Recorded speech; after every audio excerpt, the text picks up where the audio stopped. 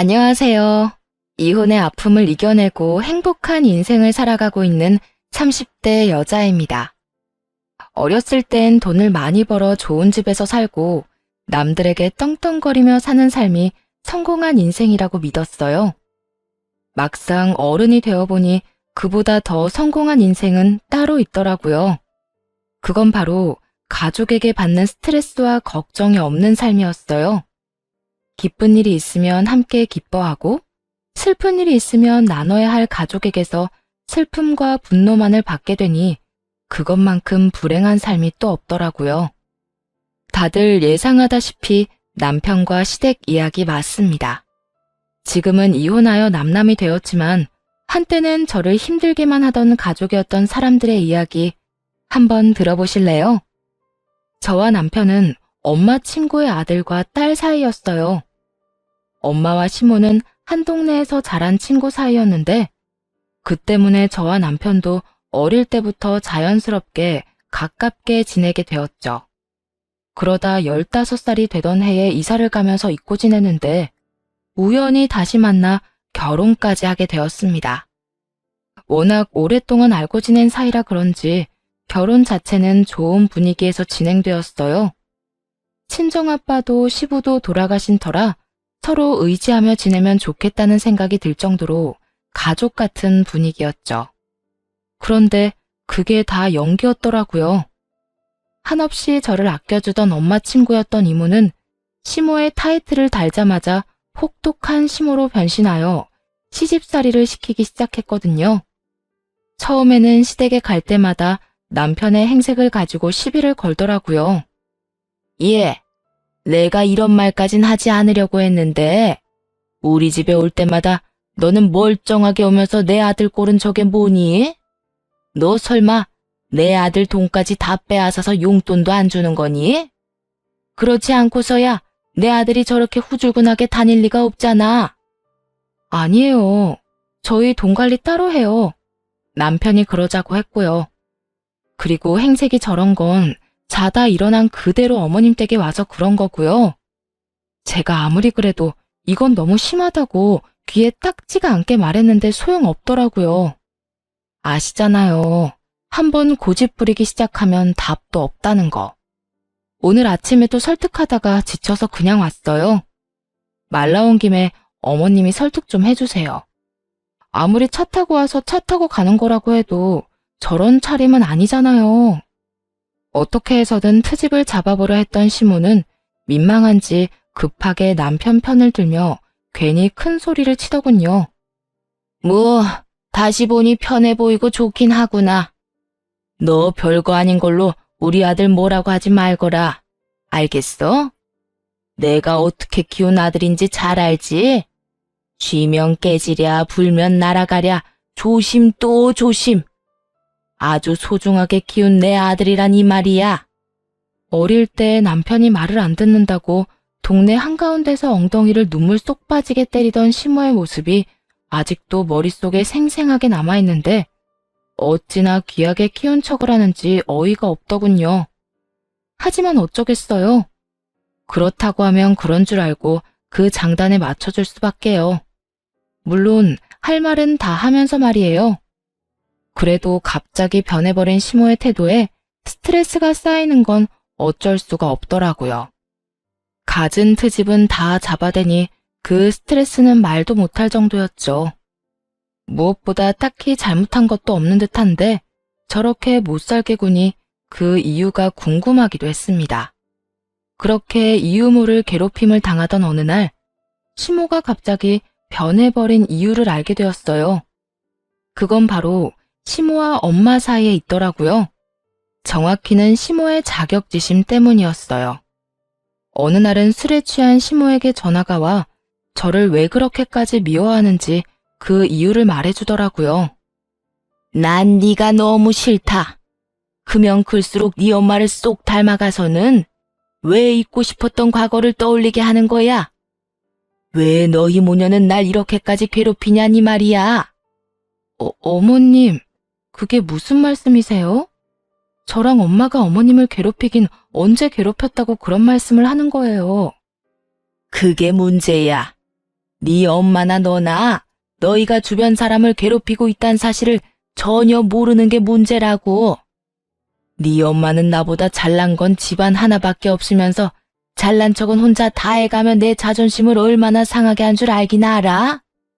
선심 쓰는 척 도와주던 것도 그래. 내가 도와주면 고마워서 눈물이라도 흘릴 줄 알았나 본데 그런 마음은 전혀 생기지도 않았다 이거야.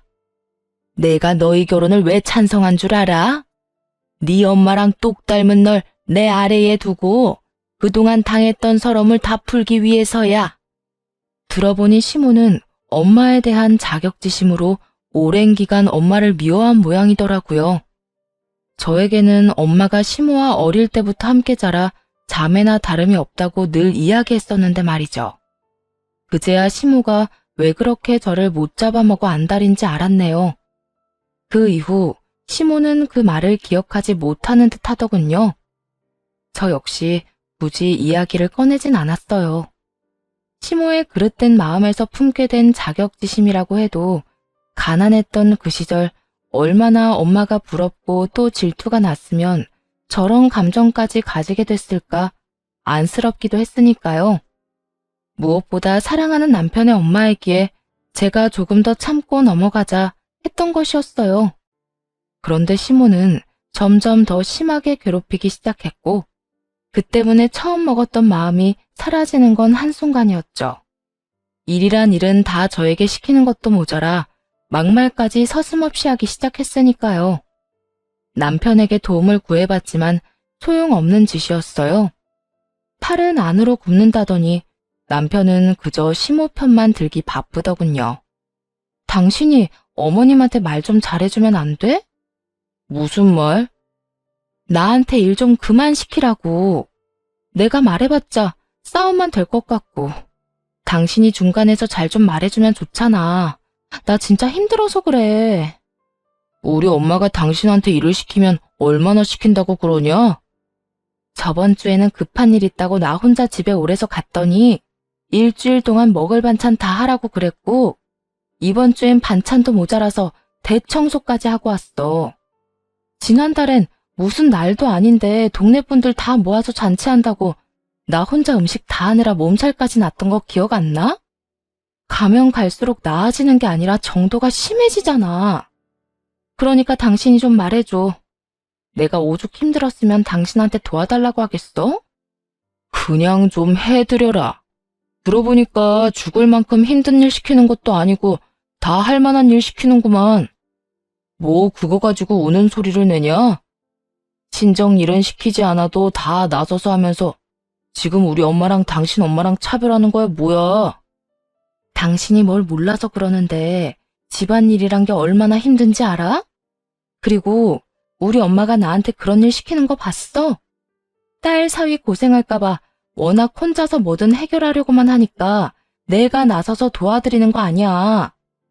사사건건 내 손 빌려 다 해결하려는 어머님이랑 같은 줄 알아?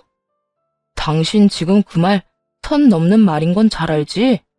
나 지금 기분 상당히 나빠.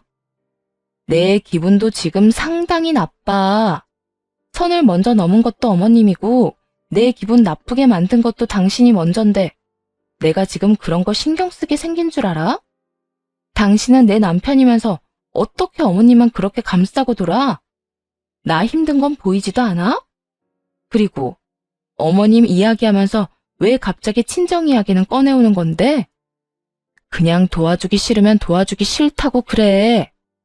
그래, 난 당신 도와줄 마음 전혀 없어. 내가 보기엔 우리 엄마가 그렇게 심한 것 같지도 않고. 당신은 젊으니까 그 정도는 쉽게 할 수 있잖아. 그렇게 쉬워 보이면 당신이 해. 나한테 다 하라고 하지 말고. 그래, 그러면 되겠네. 앞으론 어머님이 부르면 당신한테 다 말해줄 테니까 당신이 직접 가서 어머님이 하라는 일 다 하라고. 그렇게 나온다 이거지? 알겠어. 앞으로는 우리 집은 내가 챙길 테니까 당신 집은 당신 혼자 챙겨. 원래도 저희 집도 제가, 시댁도 제가 챙기고 있었는데 뭘 모르는 남편은 본의 아니게 제일 골칫거리였던 짐을 덜어주게 되었죠. 그 후 시모의 연락이 올 때마다 남편에게 떠넘겼고 반발이 있긴 했지만 남편을 탓으로 넘겨버리니 시모도 별말 하지 못하더군요. 그렇게 괴롭힘에서 벗어났다고 생각했는데 그것이 시작이었죠. 사건의 시작은 친정에 있는 소파를 바꿔주면서부터였어요. 제가 어릴 때부터 썼던 소파였던 터라 많이 낡고해져 월급 모은 돈으로 소파를 바꿔드리게 됐죠. 생활비나 공동돈은 전혀 쓰지 않고 말이죠. 각자 집은 각자 챙기자는 규칙을 전혀 어기지 않기 위함이었어요. 그런데 이 사실을 알게 된 남편이 자신이 한 말은 까맣게 잊은 채 개거품까지 물며 화를 내더라고요. 당신 너무하는 거 아니야? 장모님만 당신 엄마가 아니잖아. 이제 우리 엄마도 당신한테 엄마 같은 존재 아니야? 소파를 바꿔주려거든 양쪽 엄마 똑같이 바꿔줘야지. 어떻게 친정만 쏙 바꿔줄 수가 있어? 딴 말 나오지 않게 각자 집은 각자 잘 챙기자고 먼저 제안했던 건 내가 아니라 당신이야.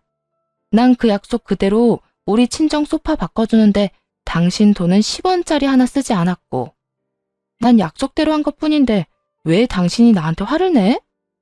내가 말한 뜻은 약간의 노동과 용돈 정도는 알아서 챙기자는 것이었어. 이렇게 집안 가구까지 바꿔줄 거란 생각은 전혀 하지 못했단 말이야. 그러니까 잔말 말고 우리 엄마 집에도 소파 바꿔드려. 우리 엄마 지금 당신 집에 가서 새 소파 보고 부러워서 나한테 매일같이 닥달하고 있단 말이야. 그건 당신 사정이고 애초에 그 말 꺼낸 사람은 당신이니까 그렇게 소파가 사드리고 싶으면 당신도 나처럼 돈 모아서 사드려. 나도 1년 꼬박 모아서 사드린 거니까. 당신 진짜 이렇게 치사하게 나올 거야? 먼저 치사하게 나온 사람이 누군데 이래. 그러게 그딴 제안을 하래?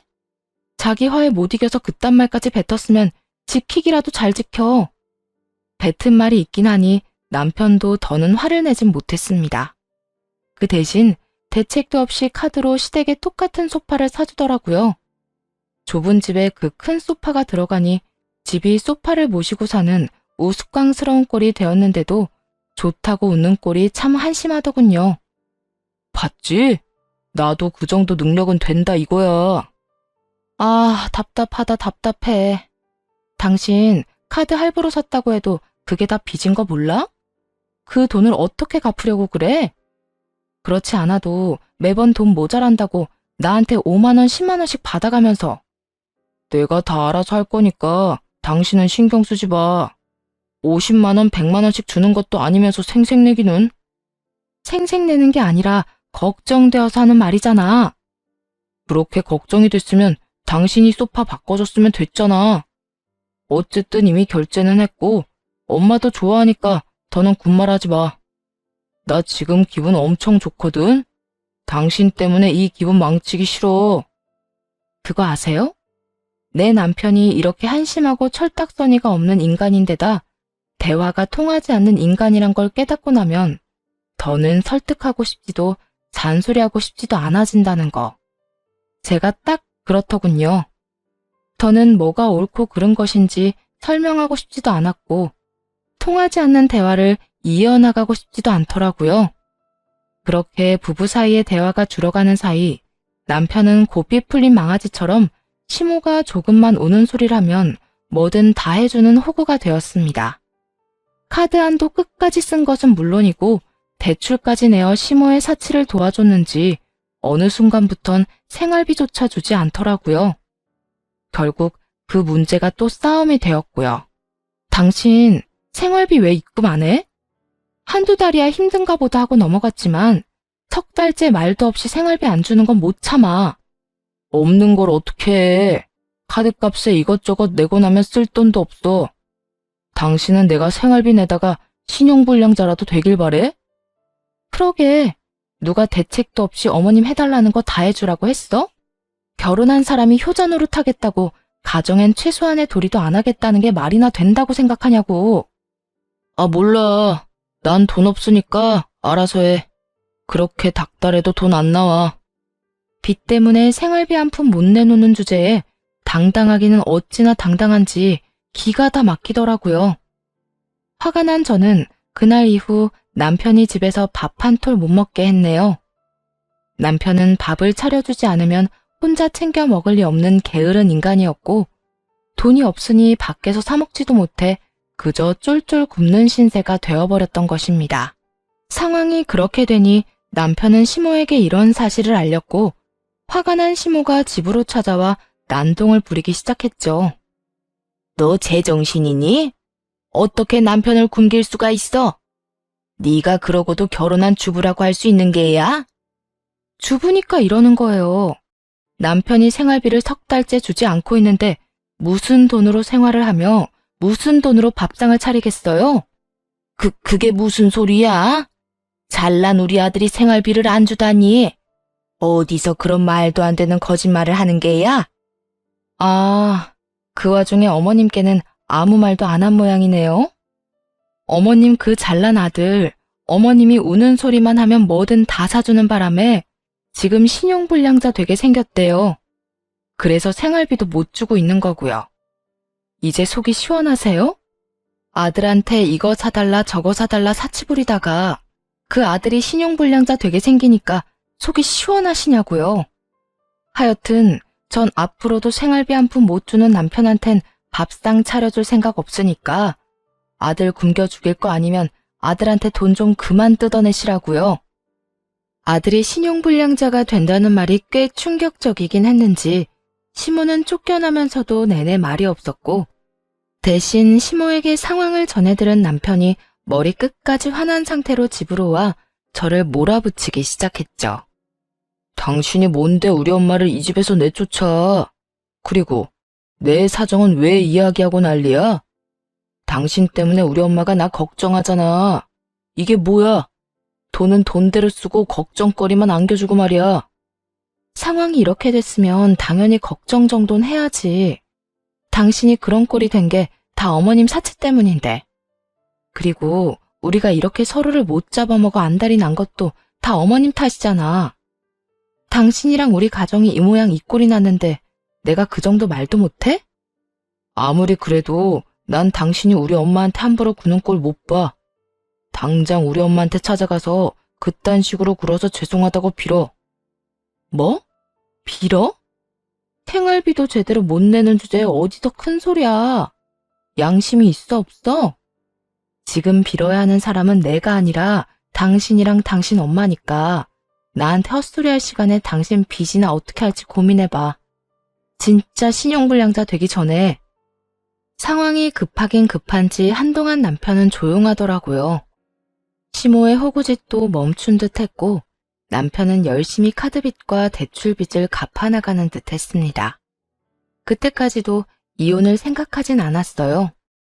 빚이야 갚으면 되고 이번 일을 계기로 다신 저런 짓을 하지 않고 반성이란 걸 할 거라며 기대 아닌 기대를 했었으니까요. 그런데 그런 기대를 단박에 무너지게 하는 일이 일어났습니다. 그 시작은 엄마가 TV를 바꾸면서였어요. 대체로 친정의 가정 가구는 제가 어릴 때부터 쓰던 것들이라 하나둘 고장이 나는 상황이었고 소파를 시작으로 TV까지 고장이 나버렸죠. 평소에 TV 보는 것이 낙이시던 엄마는 이왕 바꾸는 김에 크고 좋은 TV로 바꾸셨습니다. 그걸 본 시모는 또 시동을 걸기 시작했고 시모의 닥달에 남편이 또 난리를 부리더군요. 장모님께 TV 사줬다는 게 사실이야? 60인치는 그냥 넘는다고 하던데 당신 진짜 너무한다. 나는 빚 갚느라고 등골이 휘는데 그런 돈 있으면 날 도와줘야 할 거 아니야. 그리고 내가 저번에도 말했지? 당신 엄마만 챙기지 말고 우리 엄마도 똑같이 챙겨주라고 했었잖아. 당신이 신불자가 됐든 말든 각자 집은 각자 챙기기로 한 약속은 변함없거든? 그리고 난 TV 바꿔준 적도 없어. 그 TV는 엄마 돈으로 엄마가 산 거라고. 이젠 거짓말까지 하냐? 장모님처럼 검소한 사람이 그렇게 큰 TV를 샀다는 걸 누가 믿어? 못 믿겠으면 우리 엄마한테 직접 물어보든가. 하여튼 난 사준 적도 없으니까 그런 줄 알고 생떼 그만 부려. 생떼라고 했냐? 당신이 제대로 된 생떼를 본 적이 없는 모양인데 이제부터 제대로 보여줄게. 우리 엄마 TV 사줘. 사줘, 사달라고. 장모님이랑 똑같은 TV 사달라고. 살면서 머리가 지끈한 경험은 그때가 처음이었어요. 아들도 아니고 남편이 때를 부리며 되지도 않은 요구를 하는데 엉덩이를 있는 힘껏 차주고 싶은 심정이었습니다. 시모는 한술 더 떠 난리더군요. 날마다 전화를 해서 TV 타령을 하는 것도 모자라 전화를 받지 않으니 계속 문자를 보내 사람을 귀찮게 했죠. 그러거나 말거나 다시금 두 사람에게 절대 안 된다고 못을 박았지만요. 제가 뭐라고 하든 앵무새처럼 같은 말만 반복하던 두 사람은 웬일인지 순순히 포기한 듯 했어요. 그런데 그건 착각이었죠. 집으로 돌아가니 TV가 사라지고 없었으니 말이에요. 여보, TV 어디 갔어? 설마, 아니지? 아니긴 뭐가 아냐. 당신이 안 사준다고 해서 그냥 우리 집 TV 엄마네 줘버렸어. 어차피 우린 TV도 잘 안 보는데 잘 보는 집에 주면 서로 이득이잖아. 우린 돈도 아끼고 공간만 차지하던 물건 사라져서 좋고 엄마는 큰 TV 생겨서 좋고 말이야. 이런 걸 보고 일석이조라고 하는 건가? 만족스럽다는 듯 웃는 남편을 보며 그때서야 혼란스러웠던 마음이 정리가 되더라고요. 이 남자는 답이 없다고 말입니다. 비로소 이혼 결심이 선 저는 남편과 사는 1분 1초가 아까워졌고 그 자리에서 바로 이혼을 통보했네요. 당신이 이렇게까지 구니까 이제야 결심이 서네. 우리 이혼하자. 뭐? 난 시댁이라면 정신 못 차리고 집안 살림까지 가져다 바치는 남자랑 더는 살고 싶지 않아. 그러니까 효도를 하려거든 나한테 피해주지 말고 혼자 해. 나랑 깔끔하게 이혼하고 말이야. 당신이 그런 식으로 나오면 내가 겁이라도 먹을 줄 아나 본데 나 겁 하나도 안 나거든. 이혼하면 남자보다 여자가 더 손해인 거 몰라? 그래, 이혼하자. 나도 당신 같은 여자 질리던 참이었어. 그래? 잘 됐네. 이왕 말 나온 김에 당장 짐 싸서 나가. 당신도 잘 알고는 있지? 이 집, 우리 집에서 해준 내 집이라는 거. 그래, 더럽고 치사해서 나간다 나가. 그렇게 남편은 짐을 싸 집을 나가버렸고 바로 다음날 시모에게서 연락이 와 식당으로 부르더군요. 할 말이 있다면서 말이죠. 생각 없는 남편을 대신해 더 생각이 없는 시모가 나서 단판을 지으려는 줄 알고 식당으로 갔더니 글쎄 그곳엔 시모와 엄마를 포함해 친구분들이 다 모여 있더라고요. 그것도 기가 막힌데 시모는 당당한 태도로 이렇게 말하더군요. 우리 아들이 너랑 이혼한다고 어젯밤에 우리 집에 왔더구나. 너도 잘 알지? 이혼은 남자보다 여자한테 더 흠이 된다는 거. 내가 우리 아들한테 이혼만은 다시 잘 생각해보라고 할 테니까 지금 여기서 무릎 꿇고 싹싹 빌거라. 그러니까 할 말이 있다고 했던 게 친한 친구들뿐만 아니라 우리 엄마까지 불러서 제 무릎을 꿇리겠다는 거였네요. 그래, 그거 말고 내가 너랑 다른 볼 일이 있을 거라고 생각했니? 설마 내가 네 편이라도 들어줄 거라 생각했어? 그런 생각했다면 그건 네 착각이다.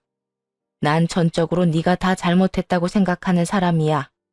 내 아들이 나한테 효도 좀 하겠다는데 네가 뭔데 간섭질이야? 그리고 그까짓 돈 있다가도 없고 없다가도 있는 건데 그런 걸로 째째하게 굴기는. 하여튼 지금이라도 손이 발이 되게 싹싹 빌면 특별히 내가 나서 주마. 친정엄마와 제 망신을 제대로 주고 싶은 시모의 마음을 알지 못하는 건 아니었지만 잘못돼도 한참은 잘못된 계획이 아닌가요? 애초에 이혼을 바라고 또 바라는 사람이 저인데 이딴 방법을 쓰다니요. 거기에다 엄마의 화까지 돋우게 되었으니 저보다는 시모가 큰일 난 상황이었습니다. 그럴 필요 없이 그냥 깔끔하게 이혼할게요. 아줌마 아들이 무슨 말을 어떻게 했는지는 잘 모르겠는데 그 이혼 제가 먼저 하자고 했고 집에서 쫓아낸 것도 저였어요. 뭐라고? 내 아들 말론 네가 계속 잔소리하는 게 짜증나서 이혼하자고 하고 나왔다고 했는데 그걸 다 믿었어요? 아줌마는 아줌마 아들을 아직 잘 모르나 본데 그 인간은 내가 쫓아내기 전까진 제 옆에서 어떻게 해서든 버틸 인간이라고요. 그 꼴이 보기 싫어서 내가 쫓아냈고요. 남편의 말만 믿고 이딴 일까지 벌인 시모는 당황하며 눈치만 살피기 바빴고 엄마는 그럴 줄 알았다는 듯 콧방귀를 끼며 상황을 정리하기 시작했습니다. 자, 그러면 이혼할 때 하더라도 계산은 정확히 해야 하지 않겠어? 계산이라니? 무슨 계산? 뭘 모른 척하고 그래? 미호가, 너 나한테 빌린 돈 있잖아. 1,000만 원. 애들 결혼하던 해에 돈 없어서 아들한테 너무 미안하다고 나한테 빌린 1,000만 원. 지금까지 한 푼도 안 갚은 거 알고는 있지? 이때까지야 한 가족이라고 생각했으니까 돌려받을 생각도 안 했는데 이젠 가족도 아닌데 받아야 하지 않겠어? 나라고 땅을 파서 돈이 마구잡이로 나오는 것도 아닌데. 돈 이야기가 나오자 시모는 전혀 예상도 못했다는 반응을 보이더라고요. 당당한 표정도 온데간데 없이 사라졌고요. 갑자기 그런 큰 돈이 어딨어? 아직 놀라긴 이르다 친구야.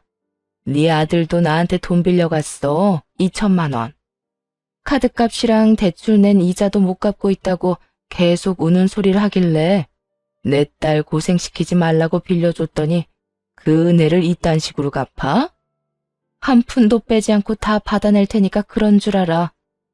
뒤늦게 한 사실인데 남편은 저 몰래 진 빚이 더 있었고 그 빚이 감당이 안 되니 엄마에게까지 돈을 빌렸다고 하더군요. 물론 그 빚도 시모의 병원비, 생활비, 용돈에 사치비까지 감당하느라 생긴 것이었고요.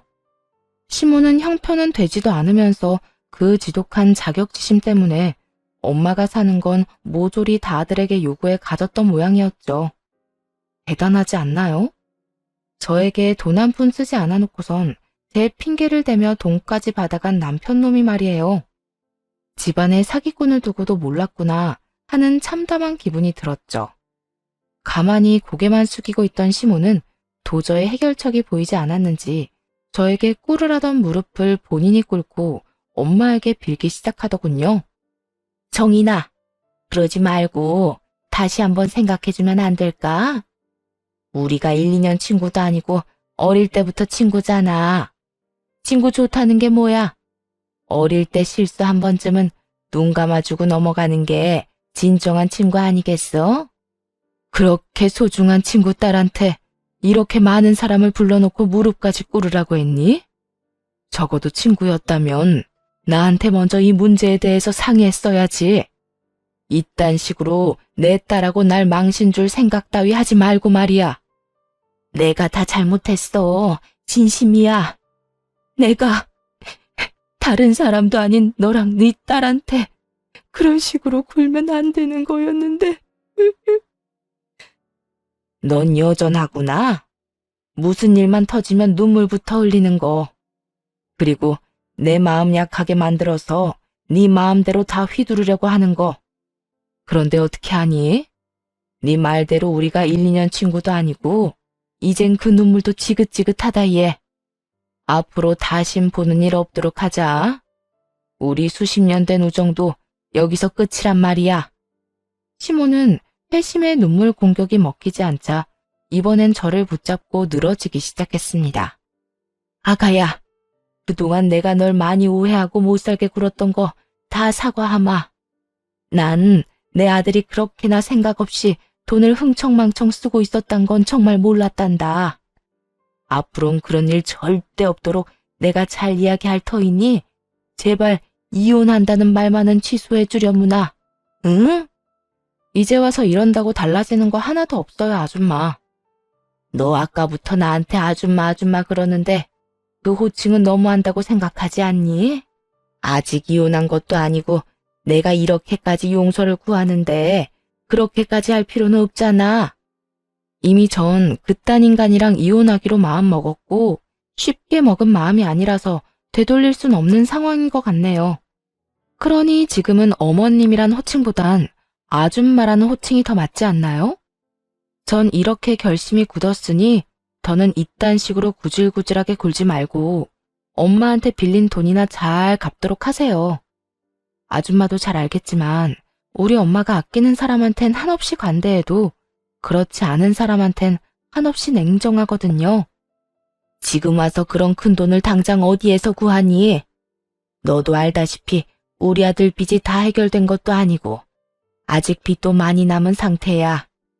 그런 애랑 돈 한 푼 못 버는 내가 돈 3천만 원을 어디서 만들겠어? 그러니까 네가 네 엄마한테 잘 좀 말해주면 안 되겠니? 돈만 해결해주면 이혼은 네 뜻대로 깔끔하게 해주마. 지금 내가 위자료까지 받고 이혼해야 할 마당에 돈 3천만 원을 없던 일로 해달라는 게 말이나 된다고 생각해요? 위자료? 너 설마 우리한테 위자료까지 받을 작정인 게야? 그러면요? 아줌마를 시어머니로 모시고 남편 구실도 못하는 인간을 데리고 사느라 내가 얼마나 힘들었는데요. 그 세월을 돌려받지 못할 거라면 위자료라도 받아야 조금이나마 보상이 되지 않겠어요? 조금 전까지만 해도 어떻게 해서든 제 마음을 돌려보려고 애쓰던 시모는 자극을 제대로 받았는지 갑자기 몸을 일으켜 막말을 쏟아내기 시작했습니다. 이 고약한 것, 네 어미나 너나 사람 무시하는 그 못된 짓은 똑같구나. 내가 이렇게까지 비는데 위자료를 내놓으라고? 왜? 아예 거지꼴 되라고 고사를 지내지 그러니? 그런 자격지심으로 살면 안 피곤하세요? 뭐야? 자격지심? 내가 알기론 우리 엄마가 아줌마 힘들 때마다 아무런 조건도 없이 도와준 걸로 아는데 그 호의를 그딴 식으로 받아들이는 거면 자격지심 말고 다르게 표현할 말이 있을까요? 지금도 그래요. 용서받지 못할 짓을 저질러 놓고 딱싹 빌면 다 받아줘야 좋은 사람이고 착한 사람인가요? 그딴 말도 안 되는 기준 세워서 기껏 호의 베푼 사람, 이상한 사람으로 몰아가는 짓 그만 좀 하세요. 지금 돈 몇 푼 네 엄마가 빌려줬다고 너까지 큰 소리 치는가 본데 그까짓 돈 내 아들이 얼마든지 다 갚아줄 수 있거든. 빌린 돈이든 위자료든 얼마든지 줄 테니 네 마음대로 다 해보거라. 시모는 고함을 지르며 호언장담을 했고 시모가 부른 친구분들은 저마다 시모를 질책하기 바쁘더라고요. 미옥이가 정인이한테 고마운 것도 모르고 뒤에서 욕을 많이 하긴 했지. 언젠간 이런 일이 일어날 거라 예상은 했지만 그게 자식들 문제 때문에 터질 줄 누가 알았겠어? 난 이런 일이 일어날 것 같았어. 미옥이 제가 장가도 간 아들 등골을 얼마나 빼먹었는지 너희는 몰라서 그래. 병원에 갈 때마다 아들 일도 못하게 부르는 것도 모자라서 정인이 뭐 하나 살 때마다 아들 불러서 다 사달라고 하더라니까. 그랬어? 그랬으면서 미옥이 딸한테 시집살이까지 시켰던 거야? 정말 양심이 없긴 없었네. 친구들의 수군거림이 끝날 기미가 보이지 않자 시모는 붉어진 얼굴을 감싸준 채 나가버리더군요. 그 후 이혼 준비는 차곡차곡 빈틈없이 잘 준비되고 있었고 이혼할 그날만 기다리고 있는데 남편이 회사 앞으로 찾아와 이혼만은 못한다며 난동을 피우더라고요. 말이야 이혼은 못한다였지만 그 숨은 뜻은 죽었다 깨어나도 그 돈은 없다는 거였습니다. 우리 엄마한테 이야기 다 들었어. 이혼 의지가 확고하다고 하던데. 우리한텐 이혼 사유가 전혀 없는데 이혼은 무슨 이혼이야? 홧김에 서로 심한 말 주고받은 걸로 상황 악화시키지 말고 이혼 마음 접어. 이혼 사유가 없긴 왜 없어? 네가 나하고 결혼한 뒤에 저지른 모든 짓이 다 이혼 사유가 되는데. 그러니까 남의 회사 앞에서 난동 그만 피우고 얼른 꺼져. 내가 뭘 어쨌다고 이래 진짜. 날 낳아주고 힘들게 키워준 부모님한테 효도하는 건 자식으로서 당연한 도리 아니야? 그 도리를 다한 것 가지고 이혼한다고 남들이 비웃어. 알아? 당신이 한 짓을 도리라고 하면 다른 사람들이 손가락질은 하겠네. 당신은 그게 문제야. 본인이 한 행동은 생각도 안 하고 무조건 내가 너무하고 내가 심하게 행동한다고 믿어 의심치 않는 거. 가끔은 당신의 그 확고한 생각을 의심하고 좀 살아. 평소에 생각도 없이 사는 사람이 왜 가끔 하는 생각에 의심도 없이 확신을 하고 그래? 뭐야? 너 진짜 이딴 식으로 굴 거야? 어쨌든 난 이혼은 못하니까 그런 줄이나 알아. 계속 이혼한다고 말도 안 되는 소리로 우기잖아. 나 네 회사 매일같이 찾아와서 네 얼굴에 똥칠 제대로 해줄 거라고. 웬만하면 빚이나 갚게 회사는 다니게 해주려고 했는데 그것마저도 제 발로 차버리니 어쩔 도리가 없더군요. 바로 다음날 남편의 회사로 찾아가 그 뻔뻔한 얼굴에 차용증을 던져버렸네요. 그리고 제가 당한 망신과는 비교도 되지 않을 망신을 주기 시작했습니다. 우리 엄마한테 이런 것까지 쓰면서 빌려간 돈 당장 갚아. 뭐 생활비로 쓰느라 빚을 지게 됐다. 나한테 쓰느라 이렇게 됐다는 둥 이런 말은 할 생각도 하지 마. 이거 나 몰래 네 엄마한테 다 쓴 거 알고 있으니까. 아, 그것도 알고 있지? 네 엄마도 너랑 나랑 결혼할 때 돈 빌려간 거. 그렇게 자식된 돌이 따졌으니 그 빚도 당연히 네가 갚을 거지? 이 돈 안 갚으면 이자까지 쳐서 받아낼 테니 그런 줄 알아. 당신 미쳤어? 여기 내 회사야. 회사까지 찾아와서 이러면 앞으로 내 회사 생활은 어쩌라는 거야? 회사 생활에 대해서 그렇게 걱정 많은 놈이 내 회사 앞에선 그 난동을 피웠어? 날 찾아와서 화나게 했을 땐 이 정도는 예상했어야지. 너도 잘 알지? 눈에는 눈, 이에는 이라고. 나 지금 그거 하는 거야. 앞으로도 그럴 거고. 그러니까 다시 한번 회사까지 찾아와서 나 망신 주려고 하잖아? 내가 당한 망신의 곱절로 다시 돌려줄 테니까 그런 줄 알아. 남편에게 할 말을 다 하고 뒤돌아서니 전 직원이 다 와서 구경한다고 해도 모자라지 않을 만큼의 인파가 저희를 구경하고 있더군요. 그야말로 작전 성공인 셈이었죠. 그 후 도끼가 제대로 올랐는지 남편은 끝까지 이혼을 거부했고 결국 소송을 끝으로 이혼을 하게 되었습니다. 소송을 하는 동안에도 태세를 다시 바꾼 두 사람이 어찌나 끈질기게 매달리는지 지긋지긋한 지경이었어요. 그러지 말고 다시 한 번만 생각해봐. 홧김에 이혼했다가 당신도 후회할 거라고. 그래 아가야. 그때 식당에선 내가 말이 너무 심했어. 나도 너무 화가 나서 말이 그렇게 나갔던 것뿐이지 그게 다 진심이 아니었단다. 그러니까 앙금이 남았다면 다 풀고 지금이라도 없던 일로 하고 예전으로 되돌릴 순 없겠니? 네, 전혀 그럴 생각이 없어요. 전 이 소송이 1년이 걸리든 2년이 걸리든 반드시 이혼할 거고 엄마가 빌려준 돈을 비롯해 두 사람에게 위자료까지 꼭 받아낼 거라고요. 여보, 그러지 말고 나 안 불쌍해? 나 이대로 가다간 진짜 파산한다고. 여보라고 부르기엔 이미 늦었다고 생각 안 해? 그러게, 나한테 여보라고 부를 수 있을 때 좀 잘하지 그랬어. 그리고 네가 신불자가 되든 말든 난 이제 상관없으니까 돈이나 다 토해내고 이혼이나 해. 더는 너랑 네 엄마 얼굴 보고 싶지도 않으니까. 반복되는 지긋지긋한 상황과 길고 긴 소송이었지만 위자료 액수를 보니 마음의 위로가 조금은 되더라고요. 물론 빌려준 돈도 다 받아냈고요.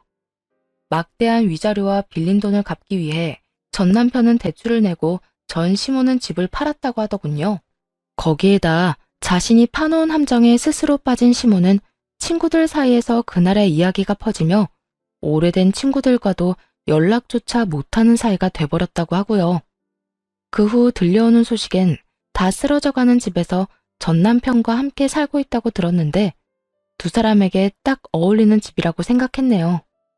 제 망신을 주려다 되려 망신살이 뻗쳐 회사까지 그만두게 된 전 남편과 전 남편의 등골을 신나게 빼먹던 전 시모의 마지막에 이보다 더 어울리는 배경은 없을 테니까요.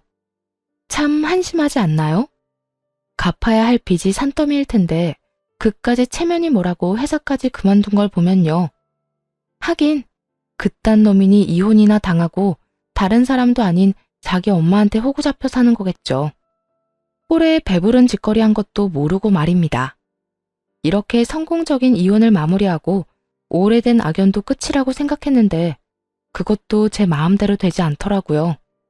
오래된 관계인 만큼 연관된 사람들도 많았고 여러 가지 방법으로 전 남편에게 연락이 오기 시작했으니까요. 처음엔 그냥 무시했지만 그냥 무시해선 끝이 없을 것만 같아 마지막이라 생각하고 연락을 받아보기로 했죠. 도대체 무슨 말을 하려고 이렇게까지 끈질기게 구나 싶었는데 전 남편은 끝까지 뻔뻔한 요구를 저에게 하더군요. 수정아, 잘 지내? 왜 이렇게 통화하는 게 어려워? 친구들한테 부탁해서 여러 번 연락했는데 다 안 받더라? 많이 바빴어? 바빠서 안 받았겠어? 네 목소리도 듣기 싫어서 무시한 거지. 왜 전화했어? 끝까지 안 받으려다가 이렇게 해선 끝도 없을 것 같아서 받은 거니까 전화 건 목적이나 바로 말해. 내가 목적이 따로 있겠어? 수정이 네가 보고 싶어서 연락했지. 우리가 부부로는 실패했지만 어릴 때부터 쌓아온 우정은 남아있잖아. 함께한 세월이 길어서 그런지 보고 싶더라고. 난 아니야. 너 진짜 미쳤구나. 너랑 나랑 이혼까지 한 마당에 우리 사이에 남을 우정이 있을 것 같아? 비싼 밥 먹고 헛소리 그만하고 그딴 말이나 할 거면 더는 할 말도 없으니까 다신 전화 걸지 마. 귀가 썩을 것만 같아 전화를 끊으려 하니 전 남편은 다급하게 숨겨온 속내를 드러내기 시작하더라고요. 잠시만. 수정아, 내가 할 말이 있어. 아니, 부탁이 있어. 너도 알다시피 내가 빚이 많잖아. 그런데 회사까지 그만둬서 더는 돈 나올 구석이 없어. 그래서 말인데 네가 돈 좀 빌려주면 안 될까? 많이도 필요 없고 당장 급한 돈만 좀 빌려주라. 응? 네 말대로 우리가 이혼하고 그 과정에서 정은 남아있지 않더라도 함께한 세월이 있잖아. 그 시간들을 생각해서라도 급한 빚만 좀 막아주면 안 될까? 넌 진짜 나랑 살던 그때부터 지금까지 한결같이 뻔뻔하구나. 내가 그렇게 돈 아껴 쓰라고 할 때는 알아서 한다고 큰소리치더니 이제 와서 뭐? 도와달라고? 신용불량자 되는 것만 막아달라고? 제발 한 번이라도 입장이란 걸 바꿔서 생각 좀 해. 네가 나라면 그 돈을 해줄 것 같아? 당연하지. 나라면 그 돈을 빌려주는 게 아니라 그냥 줬을 거야. 나한텐 당신이 그만큼 소중하니까. 전시모도 믿지 않을 거짓말을 조금의 망설임도 없이 해대는데 이런 뻔뻔한 인간이 또 없다는 생각이 들었네요. 그 순간 이놈이 남편이 아닌 전 남편이란 사실이 마치 축복처럼 느껴지더군요. 그때 그 결정을 하지 않았다면 지금쯤 이 정신 나간 뻔뻔한 놈 때문에 여전히 지옥길을 걷고 있었을 테니까요. 이처럼 파렴치하고도 뻔뻔한 놈과 결판을 짓기로 결심했습니다. 다신 저에게 연락 따위 할 생각도 못하게 말이죠. 그렇게 내가 소중하단 인간이 이혼하자고 하니까 바로 짐 챙겨서 네 엄마 집으로 갔냐? 거짓말을 하려거든 진정성 있게 거짓말을 해. 어디서 그 되지도 않을 거짓말로 날 우롱하려고 들어? 거짓말이라니. 난 진심이라니까. 내가 당신한테 어떤 이미지인지 나도 잘 아는데 이번만큼 날 좀 믿어. 이번만큼은 난 널 못 믿으니까 진심 타령은 네 엄마 붙잡거나 하고 나한테 다신 그딴 말도 하지 마. 넌 친구도 없어? 나한테 연락 닿게 해달라고 부탁한 친구한테 돈이나 빌리지. 이게 뭐야? 이혼한 전 부인한테 돈 빌리는 거 자존심도 안 상하니? 걔들도 돈이 없다고 하니까 그렇지. 내가 오죽하면 너한테 돈을 빌려달라고 하겠어? 좋은 소리 못 들을 거 뻔히 아는데도 수정이 너밖에 답이 없는 걸 어떡해. 난 정답이 아니라 오답이니까 다른 데서 알아봐. 그러지 말고 다신 연락도 안 할 테니까 대신 돈이라도 좀 빌려줘. 부탁이야. 싫다고 했잖아. 지나가는 똥개한테 말해도 이것보단 잘 알아듣겠네. 어차피 답은 정해져 있고 돈도 못 빌리는데 욕만 더 먹고 싶은 게 아니라면 더는 구질구질하게 굴지 말고 전화 끊어. 다신 나한테 연락도 하지 말고 말이야. 뻔뻔하게 구는 것도 모자라 구질구질하기까지 하던 전 남편과 연락은 그것이 마지막이었습니다. 혹시 몰라 친구들에게 문자를 돌려 그런 부탁 들어주지 말라고 미리 언지를 주기도 했고 모르는 번호는 죄다 차단을 해버리거나 무시를 해버렸으니 연락이 닿을 길이 없었죠. 그렇게 4년이 지났고 요즘 전 엄마와 함께 지내고 있습니다. 신혼집으로 샀던 집은 팔았고 그 돈은 다시 엄마에게 돌려드렸어요. 처음엔 저보다 엄마가 상심이 크신 상태였어요. 딸이 이혼한 것도 모자라 오래된 친구까지 그런 이유로 잃게 되었으니 상실감과 회의감이 동시에 몰아쳤을 거예요. 그래도 세월이 약이라고 그 좋지 않은 감정들도 시간이 흐르니 무뎌지고 작아져 이젠 많이 좋아진 상태세요. 그리고 전 여전히 회사 생활을 열심히 하며 연애를 하고 있습니다. 연애 2년 차인 제 남자친구는 소개팅으로 만난 남자로 저보다는 2살이 많고 사업을 하고 있는 사람이에요. 한 번의 실패로 인해 믿음과 신뢰가 무너진 저에게 끊임없이 믿음과 신뢰를 쌓아준 사람이기도 하죠. 최근 들어 결혼 이야기가 나오는데 한 번 더 용기를 내보려고 합니다. 가장 걱정이었던 예비 시부모님들도 좋은 분들이시지만 무엇보다 지금 저 남자를 놓치면 나중에 크게 후회할 것만 같은 예감이 들어서요. 이제는 과거를 회상하며 뒤돌아보는 짓은 그만하고 앞만 보며 행복하게 살아가 보려고 합니다. 이혼한 경험을 바탕으로 똑같은 실수는 하지 않도록 노력하겠지만 과거에 사로잡혀 아무것도 하지 않는 멍청한 짓은 하지 않으려고요. 새로운 출발, 다들 응원해 주실 거죠? 이혼을 하며 모든 순간이 행복했던 건 아니었어요.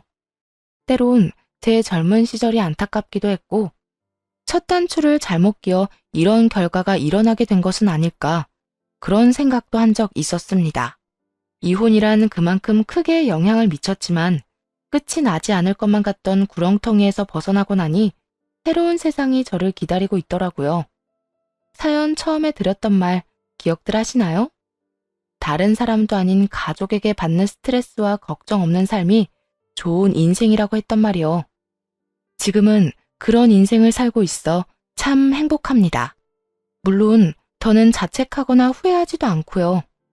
혹시 지금 이혼을 해서 저와 같은 마음으로 하루하루를 보내고 계신 분이 있으실까요? 그렇다면 감히 한마디 드리고 싶어요.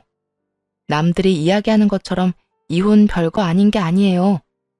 한때는 너무나도 사랑했던 사람과 다시는 보고 싶지 않은 원수가 되어 헤어지는 건데 어떻게 별것일 수가 있겠어요. 하지만 그 엄청난 일을 견뎌내고 또 이겨내고 나면 여러분께도 새로운 세상이 열릴 거예요. 그것이 재혼이 되든 자유가 되든 어떤 형태로든 말이에요. 그러니 부디 다시 일어서서 자신에게 주어진 행복을 놓치지 말아요, 우리. 이제